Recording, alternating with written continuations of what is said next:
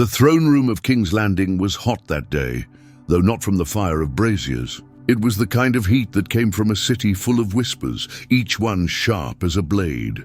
Eddard Stark stood at the foot of the Iron Throne, his northern heart pounding beneath his black doublet. He had waited too long already. Robert was dead.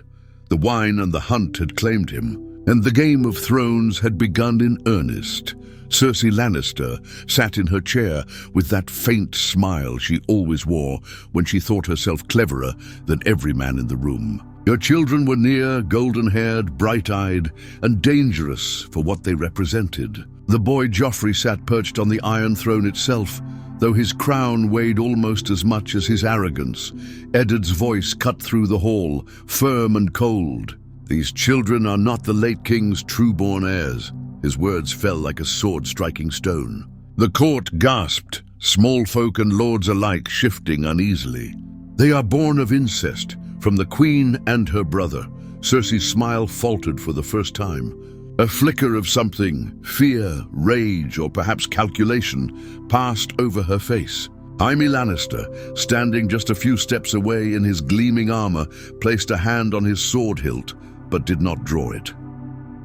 Littlefinger's eyes danced with quiet amusement from the shadows. Varys fluttered his hands, whispering about delicate matters. But the damage was done. The words were out, spoken loudly in the throne room for every ear to hear. "You lie," Joffrey spat, his boy's voice breaking, more shrill than commanding. "I am the king and you will bow." Ned turned his grey eyes on the boy. "Your Grace, I served your father for many years. I knew him well. You do not have his look nor his blood. The realm will not bleed for a false king." Gasps rippled again. Sir Barristan Selmy, white cloak draped across his shoulders, frowned deeply. His honor was at war with his oath, but he too had eyes. He too had seen Robert's bastards scattered across the city, dark-haired as the stag, not golden as the lion. Cersei rose then, her fury barely caged. "You dare slander me in front of the court?" she hissed. Her voice carried venom, but beneath it there was panic. The whispers would spread like wildfire. But spoken in public, such accusations could not be buried. Eddard's hand rested on the parchment he had prepared, the letter Robert had signed before his death, naming him protector of the realm until the rightful heir came of age. He unrolled it slowly, each movement deliberate, forcing every lord and lady present to watch. "By the king's own hand I am charged with securing his realm for his true heir. Stannis Baratheon is Robert's brother, his blood and his lawful successor." A murmur rose at the name. Stannis. The lords shifted uncomfortably. Some feared his stern justice, others doubted his popularity, but none could deny the truth of his claim. Cersei's mask cracked entirely then. Her voice sharpened into a scream. "Seize him!" She barked at the gold cloaks. But here the game twisted differently than in the story the singers told. For Ned Stark had not come alone, nor had he trusted Littlefinger's sly words. His men, Northmen and loyal retainers, filled the hall's edge. More importantly, he had met with Janos Slynt in secret days earlier, and paid the price the man truly valued. Honor had not swayed him, but gold had. The gold cloaks turned their spears not on Ned, but on the Queen's men. Chaos erupted. Jaime drew his sword, roaring his defiance, while Barristan Selmy stepped forward, torn but unwilling to strike down the hand of the king for exposing a lie. Steel rang in the throne room. Cersei screamed for her children, pulling Tommen and Myrcella behind her skirts, while Joffrey clutched at the armrests of the throne, his boyish face gone pale. Eddard raised his voice above the clash. "In the name of King Robert, in the name of House Baratheon, I charge these children as false heirs, and I place them under arrest." The moment had come. The realm would either accept his truth or drown in blood. The throne room echoed with the clang of steel, a thunderous sound that drowned out even the gasps of the courtiers. Jaime Lannister, golden and furious, cut down the first gold cloak who dared raise a spear in his direction. His blade sang as it struck quick and merciless, and for a heartbeat all eyes turned to him. "Traitors!" he shouted, his voice carrying across the chamber. His green eyes burned with the desperation of a cornered lion. You think you'll shame my sister and live?" But the tide had already shifted. The gold cloaks, bought and commanded by Eddard Stark's word, closed ranks. Spears pressed against Jaime's armor, forcing him back. Even the King's Guard hesitated. Sir Meryn Trant and Sir Boros Blount looked towards Cersei, waiting for her orders, while Sir Barristan Selmy remained still, his aged hands trembling near the hilt of his sword, but unwilling to move against what his honor told him was truth. Joffrey shrieked from the Iron Throne, voice cracking with panic. "Kill him! Kill the wolf!" His words came fast, spittle flying, but no one moved to obey. The boy's crown was heavy, his commands weightless. Cersei clutched Tommen and Myrcella tightly, dragging them close, as though her arms could shield them from the storm that had broken over her house. Her face was pale now, but her eyes burned with fury. "You'll die for this, Stark," she spat, her voice low, trembling with the venom of a woman undone. Eddard stood firm, his grey eyes locked on hers. "Your children's lives would have drowned this realm in blood. Better the truth now than war tomorrow." He raised his voice again, speaking to all gathered. "I name Stannis Baratheon, Robert's true brother, as the rightful heir. Any who deny his claim deny Robert himself." The chamber stirred uneasily. Lords and knights exchanged glances. Some muttered their support for Stannis, others frowned in silence, but all of them knew the truth once spoken aloud could not be called back. The golden hair of Cersei's brood was proof enough. At last, Barristan Selmy spoke, his voice heavy with age and honor. His words bear weight. He looked at the queen, then at the children, sorrow in his eyes. "I served your husband, your grace. I knew his blood well. These children do not carry it." That single voice, a Kingsguard's voice, sent ripples through the court. Jaime roared again, charging forward with reckless fury, but 3 gold cloaks leapt upon him, driving their spears against his armor. He fought like a beast, cutting one down, wounding another, but numbers overwhelmed him. His sword clattered to the floor, and he was dragged to his knees. Cersei screamed his name, her composure shattering. For once, she looked not like the calculating queen, but like a sister who had lost control of everything she loved. "Take him," Ned commanded, his voice as cold as a winter storm. "He will answer for his crimes." The court was in uproar now. Some called for Joffrey to be defended, others muttered about Stannis. The whispers were growing, spreading like wildfire. Incest bastards, lions disguised as stags. Varys glided to Ned's side, his hands fluttering. "My lord, the city will not be calm after this. You've loosed a storm that cannot be contained." Ned's jaw tightened. "Then better the storm now than a kingdom drowned later." He turned once more to Joffrey. The boy was pale, his knuckles white as he gripped the throne. His lips trembled, rage and fear warring in his young face. "I am the king," he cried again, but this time the words rang hollow. "No," Ned said softly, his voice carrying the finality of winter. "You are not." The weight of that truth hung in the air like a sword poised to fall. And Cersei Lannister, for all her fire, could do nothing as the guards moved to take her children from her side. She clung to them desperately, shrieking curses, but steel and duty pried them from her grasp. Tommen sobbed. Myrcella wept silently, and Joffrey thrashed as he was pulled from the throne. The queen's fury turned to pure venom then. "This realm will burn for your treachery, Stark," she swore, her voice raw. "You've doomed us all." And perhaps she was right. For outside the Red Keep, the city was already stirring, and beyond its walls, the lions of Casterly Rock would not forgive the humiliation of their queen. The city was restless before the sun even set. Rumors moved through King's Landing faster than any raven could fly.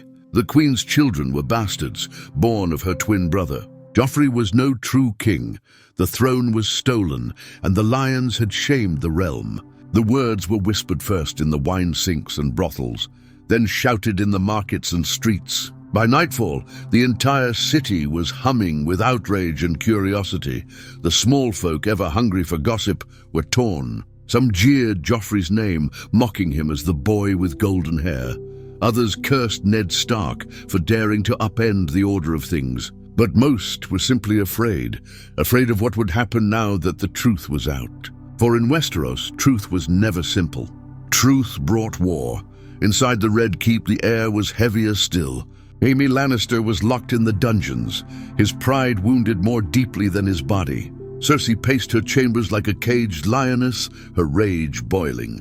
"He cannot be allowed to live," she hissed at her Uncle Kevin, who had come to her side. "Ned Stark thinks himself righteous, but he has stolen my children from me. He will pay with his head." Kevin, more practical, more cautious, shook his head. The realm saw it with their own eyes. The gold cloaks stood with him, and Selmy gave weight to his words. The small council itself is divided. We cannot strike openly, not yet. We must bide our time, gather our strength. Cersei's hands shook as she poured wine, spilling it across the table. "I will not wait while my children rot in chains. Joffrey is meant to be king, my son is meant to rule. Stark thinks the stag will sit the throne. He knows nothing of power, nothing." Far below, in the Tower of the Hand, Ned sat with his daughters. Sansa was weeping, begging him to release Joffrey. "He's my betrothed," she cried, her face pale. "You've humiliated him before the whole court. Please, father, don't do this. He loves me, I know he does." Arya sat in the corner, glaring at her sister. "He doesn't love you," she spat. "He's cruel, everyone sees it. I hope he rots in a cell." Ned looked at them both, his heart torn. "I did what honor demanded," he said quietly, though his words sounded heavy even to his own ears. "The realm cannot suffer a false king. It would mean war and endless death, but war was already moving toward him, whether he wished it or not." In the small council chamber, the men of power debated fiercely. Renly Baratheon slammed his fist on the table. "Stannis is too stern, too unyielding. The lords will not love him. Better me than him." Littlefinger smirked, his fingers steepled. "Better neither. The city is a nest of vipers now. Choose the wrong king, and they'll bite you to death before the crown even rests on his brow. But chaos," his eyes glimmered. "Chaos is an opportunity." Varys, ever smooth, only sighed. "The realm bleeds while we bicker, but Lord Stark has the city for now. His gold cloaks stand firm, and the people trust his honor. That is power enough until..." He trailed off, letting the shadow of Tywin Lannister's name fill the silence, for Tywin was already gathering his banners in the west. News of his son's capture and his daughter's humiliation would spread quickly, and Lord Tywin Lannister was not a man who forgave insult. That night, Ned wrote to Stannis. His hand was steady as he put quill to parchment, naming him Robert's true heir, urging him to ride for the capital before the lions could strike. He sealed the letter with the dire wolf of Stark and sent it with a trusted rider north and east. But in the dark, even as he planned for rightful order, shadows moved against him. Cersei's spies crept through the city, whispering to sellswords, stirring the gold cloaks with promises of greater reward. She would not go quietly. In the dungeons, Jaime plotted too, his pride smoldering hotter than any torch. He had always been the lion who laughed at chains, and though his body was bound, his will was not. And across the realm, lords lifted their banners, confused, divided, uncertain. Was it Stannis they should follow, or Renly, or the boy torn from the throne? The truth had shattered the game, but in Westeros, broken pieces cut the deepest. By morning, the Red Keep was a fortress of tension. The Northmen sharpened their swords, the gold cloaks stood uneasy at their posts, and the Queen's fury grew sharper with every passing hour. War had not yet come, but the smell of it was already in the air. The Raven reached Casterly Rock before the moon had waned, and when Tywin Lannister read the words, his jaw tightened like iron.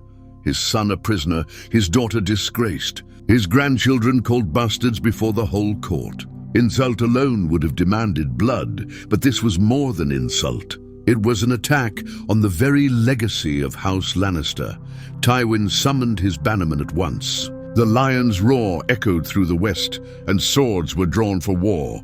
"The Northman thinks honor will shield him," Tywin told his counselors. "He will learn that gold and steel decide kings, not words in a hall."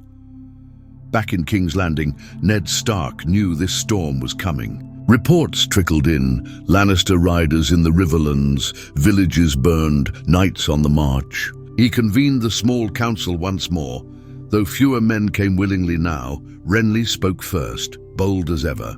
You cannot crown Stannis. He is cold, joyless, hated. The lords will not follow him. Give me the throne instead. I'm young, strong, beloved. The people will rally to me. Ned's grey eyes hardened. Robert named Stannis his heir. I will not break faith with him, nor with the law. Law? Renly scoffed. Laws will not stop Tywin Lannister when he comes for us. You need allies, not a stone-faced brother no one loves. Littlefinger leaned back in his chair, his smile never wavering. Renly has a point, my lord. The game is not played with truth alone. It is played with hearts, with gold, with power. Perhaps you might bend a little for the good of the realm. Ned slammed his hand on the table. I will not bend truth for convenience. His voice carried ice.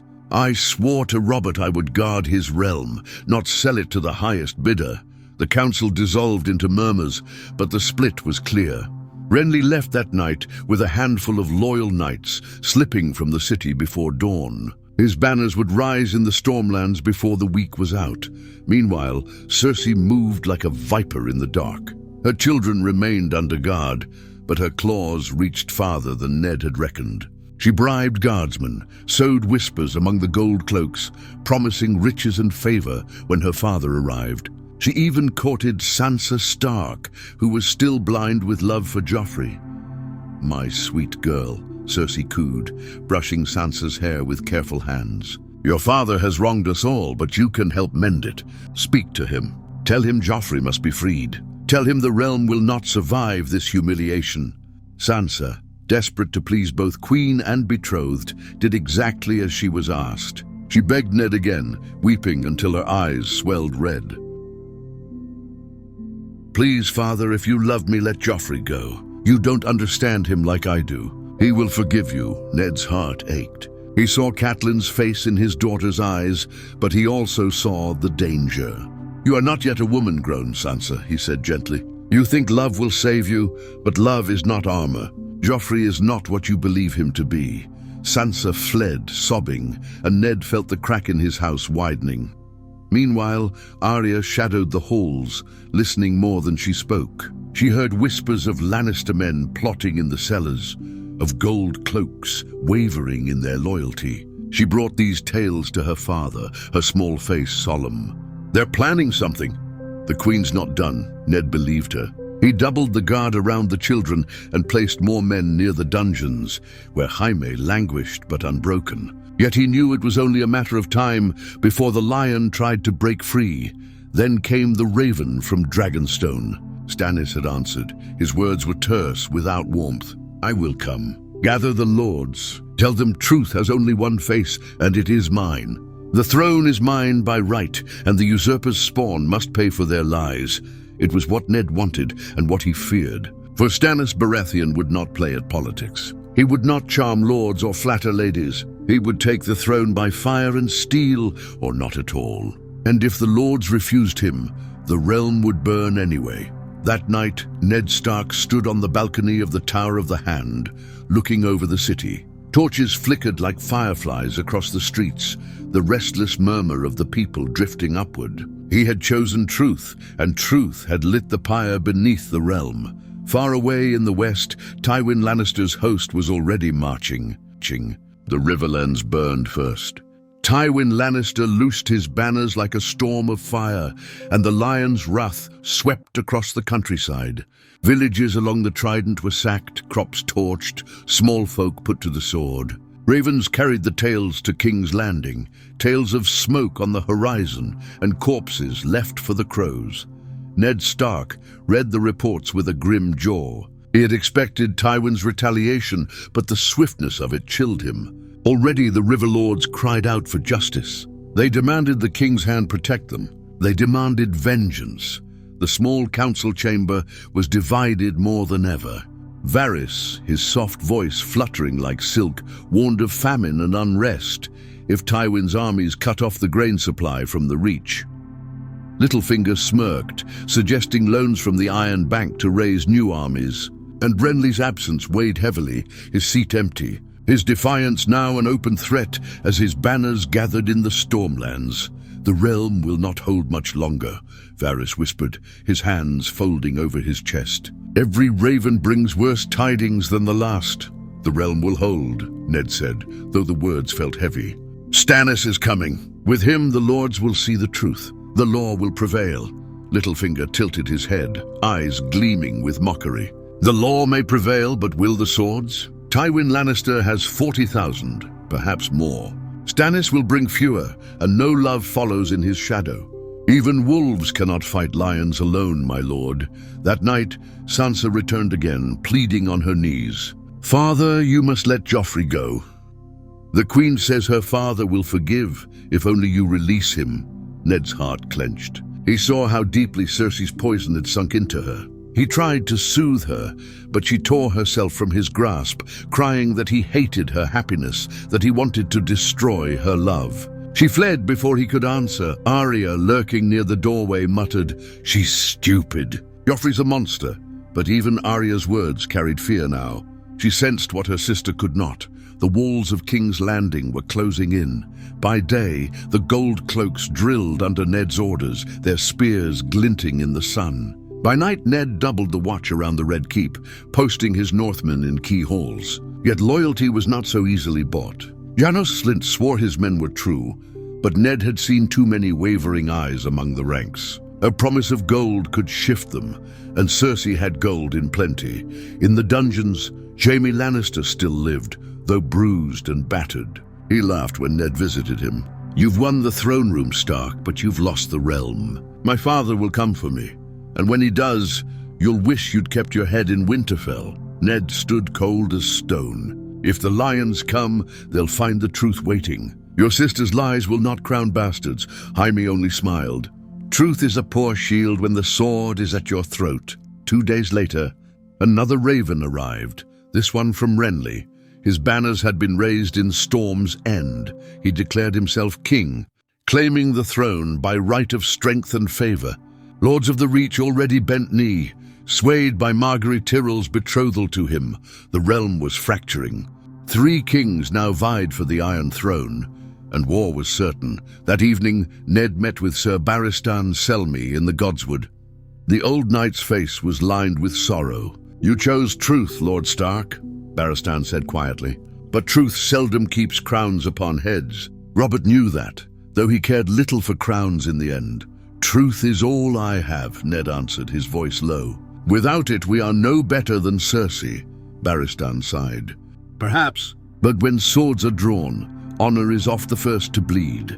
That night, riots broke out in the city. Hungry mouths shouted for bread, angry throats screamed against the Queen's shame, while others shouted for Joffrey still. Stones shattered windows, fires lit alleys, and the gold cloaks struggled to keep order. The capital was cracking, its walls trembling beneath the weight of betrayal, truth, and hunger.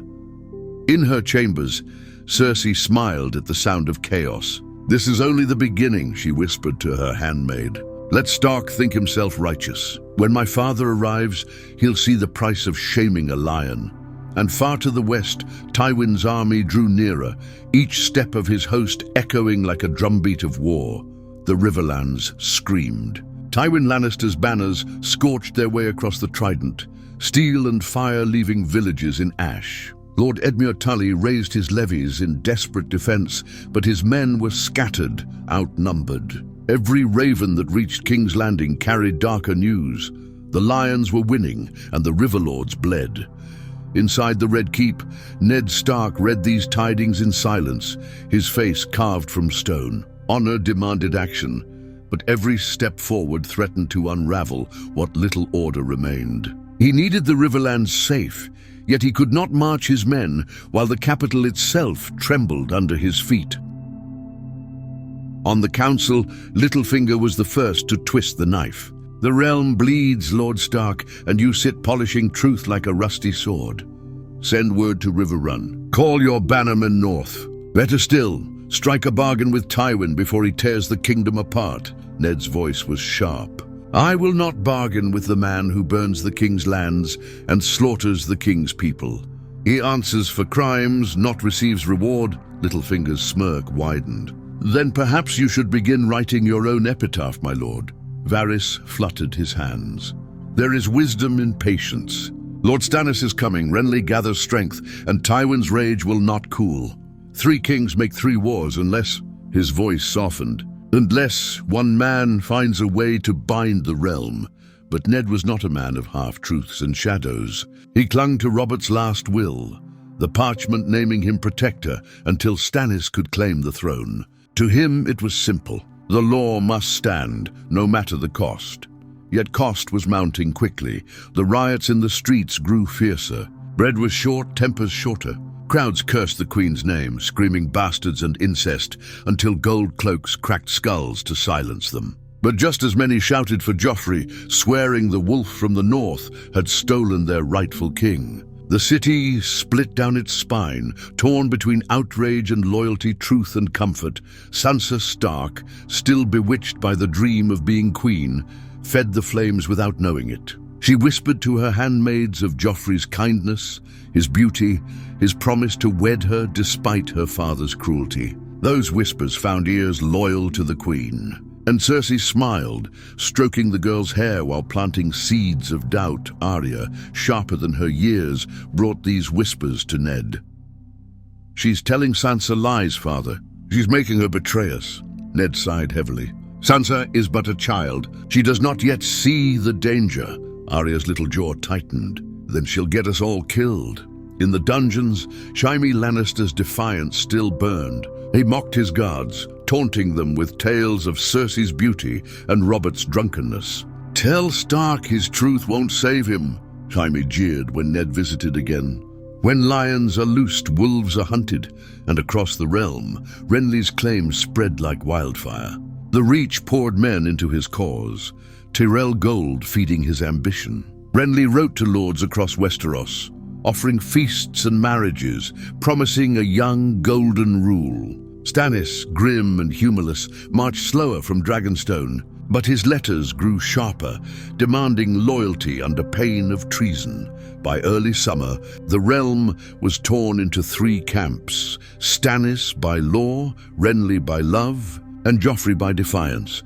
Then came the raven that changed everything. Riverrun itself was under siege. Tywin's men closed around its walls, the Tullys near broken. Edmure was captured in battle. The call went to Lord Hoster Tully, old and sick, begging for his son-in-law's aid. Catelyn's voice broke when she read the letter beside Ned. My brother is taken. My father cannot fight. You must ride to them, Ned. The Riverlands will fall without us. Ned's heart was torn in 2. His duty was here in King's Landing, holding the fragile capital together until Stannis came. But his wife's kin were in peril, and the Lannisters drew closer with every victory. That night, he walked the Godswood again, staring at the pale face of the weirwood. I chose truth, he murmured to the silence. But truth alone cannot hold this realm. Am I dooming my house by clinging to honor? The wind through the branches gave no answer. Only the sound of the restless city below rose up, a reminder that his choices would soon decide the fate of kingdoms. And somewhere beyond the walls, gold passed from Cersei's hand to a captain of gold cloaks. She smiled as she poured him wine. When the time comes, she whispered, you will know where your loyalty lies. The Northmen will not keep this city. The lioness had not been caged, only waiting. Not been caged, only waiting. The heat in King's Landing grew oppressive, heavy with the stink of sweat, horses, and fear. The riots had not stopped. Each night fires burned in Flea Bottom. Each morning the gold cloaks dragged bodies from the gutters. The people were starving, their fury aimed at anyone who looked like they had more than a crust of bread. Ned Stark's grip on the city was loosening, and he knew it. His men were loyal, but they were too few. The gold cloaks answered him in word, but not in heart. And Cersei's shadow stretched across every corridor of the Red Keep. One night, as he sat in his chambers, Varys appeared like a wisp of smoke. The queen sharpens her claws, my lord, the spider warned. Her lions stir in the dark, and she whispers sweet promises into the ears of those you would call allies. Bread for the hungry, gold for the captains, hope for the hopeless. She is clever and desperate, Ned's jaw tightened. Then let her be desperate. Truth will hold, but Varys's dark eyes glittered with something close to pity. Truth does not feed hungry bellies, nor by sharpened swords. The blow came 3 nights later. At dawn, the Red Keep thundered with shouts. Gold cloaks poured into the courtyards, their boots drumming against stone. At first, Ned thought it was a drill, until he saw their weapons drawn, their faces set. Then came Janos Slint, his thick neck glistening with sweat, his voice barking orders not in Ned's name, but the Queen's. Seize the hand. The betrayal was swift. Half the gold cloaks turned against the other, steel flashing as brothers in arms split apart. Ned's Northmen outnumbered fought like wolves, their swords cutting bloody paths through the courtyard. But the tide was too strong.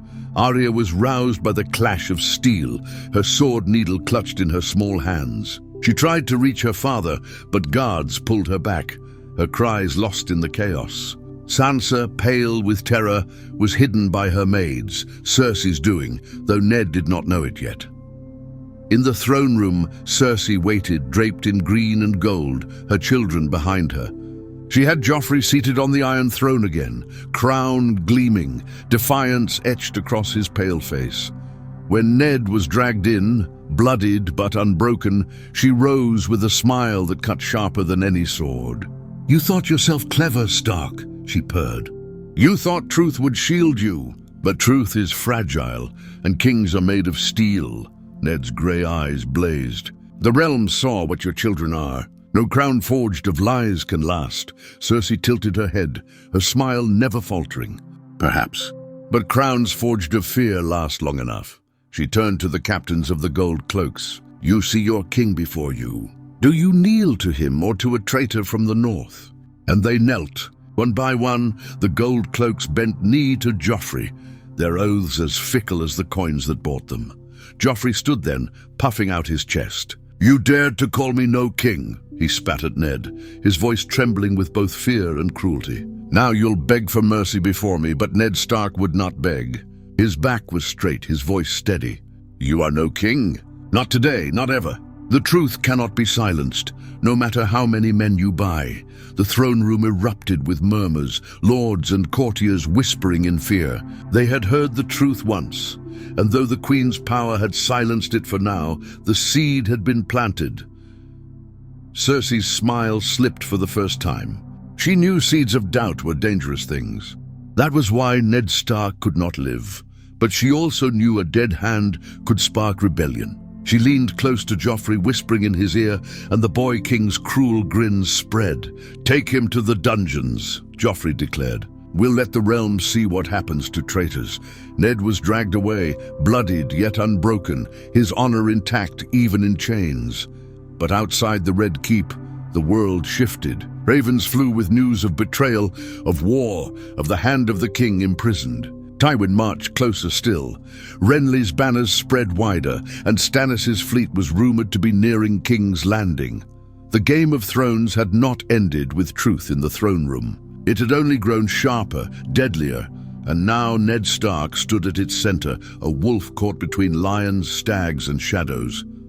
The black cells of the Red Keep were damp and cold, the air thick with mildew. Eddard Stark sat in the dark, chains heavy on his wrists, though it was not the iron that weighed most heavily on him. It was the silence, and the memory of the moment he had spoken the truth before all of Westeros. He had not faltered then, and he would not falter now. But he wondered if truth alone had doomed them all.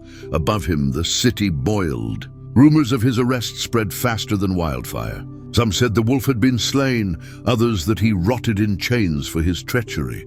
The small folk, confused and angry, rioted again, this time shouting both for Joffrey and for Ned Stark. The city was a powder keg, sparks flying in every alley. Cersei Lannister ruled in all but name, though she wore no crown herself. She moved through the halls with a smile, sharp as glass, placing her pawns where she needed them. Joffrey sat the throne, snarling like a cub that thought itself a lion, while Tommen and Myrcella remained hidden away, shields for her heart. But Cersei's triumph was brittle. The lords of the realm had seen Ned Stark speak the truth aloud. They had heard Barristan Selmy lend it weight. They had watched as Jaime was dragged to chains. The lie was wounded, and though she covered it with gold and threats, it bled all the same. Far away, the game grew bloodier still. Stannis Baratheon had landed with his fleet and was marching steadily toward the capital. Renly, bloated with Reachman support, proclaimed himself king at Bitterbridge, feasting beneath bright banners. And Tywin's host swelled in the riverlands, sending smoke into the skies as a grim herald. 3 kings and 1 wolf in chains. In his cell, Ned was visited first by Varys. The spider's steps were soft, his voice even softer. "You have done a noble thing, my lord. But noble things seldom last in King's Landing. Cersei will not suffer you to live once her father arrives. I will not bend," Ned said. His voice was hoarse but steady. "If I must die for the truth, then so be it." Varys's eyes flickered, almost mournful. "Your death will not end the war. It will only feed it. But perhaps—" He paused, weighing the words. "Perhaps your daughters might be spared if you speak carefully when the time comes." When Sansa came next, escorted by guards loyal to the Queen, Ned's heart broke anew. Her eyes were swollen from tears. "Please, father," she begged, "say Joffrey is the true king. If you love me, you must. He swore to spare you if you confess. He'll marry me still. We can be happy." Ned cupped her cheek with his rough hand, but inside he burned with sorrow. His sweet girl was blind to the cruelty of the boy she loved, blind to the venom that Cersei dripped into her ears. He could not tell her the truth again. She would not hear it. "I will do what I can, Sansa," he said softly. And then came Arya, slipping past guards with whispers and shadows. She pressed her small hand into his. "Don't do it," she hissed. "Don't say he's the king. Joffrey's a monster. If you lie for him, it makes you no better than they are." Ned's throat tightened. Between his daughters lay the choice, mercy or truth, survival or honor. When the day of judgment came, the throne room was packed. Cersei sat proudly, Joffrey smirking on the Iron Throne, his crown tilted. The lords of King's Landing gathered, eager for blood or spectacle. The boy king rose, his voice cracking as he declared, "Eddard Stark, traitor, is brought before us to confess his crimes." Ned was dragged forward. The hall was silent, save for the chains clinking at his feet. His eyes swept the crowd. Sansa's tear-streaked face, Arya's defiant glare from the shadows, Cersei's sharp smile, and Joffrey's hunger for cruelty. He spoke slowly, every word heavy. "Udo declared that Joffrey Baratheon is no true king." Murmurs rippled through the hall. Cersei's eyes narrowed, ready to silence him. But Ned continued. His voice grew louder. "And I will not take it back. Robert Baratheon's true heir is Stannis. That is the law. That is the truth. Do with me as you will." Chaos broke at once. Cersei surged to her feet, shouting for silence. Joffrey's face twisted red with rage. "Kill him!" The boy screamed, spittle flying. "Kill him now!" But Ser Barristan stepped forward, white cloak billowing. His sword was not drawn, but his voice carried like thunder. "No, you will not murder him in this hall." The old knight's honor burned brighter than his fear. His defiance gave the lords pause, the crowd shifting uneasily. Ned's fate hung in the balance, between the queen's wrath, the boy king's cruelty, and the fragile honor of men like Barristan. That very night, a raven arrived at the gates. Stannis Baratheon's army had reached the Crownlands. War was no longer coming. It was here. The wolf had spoken the truth, and the realm had shattered around it. The realm had shattered around it.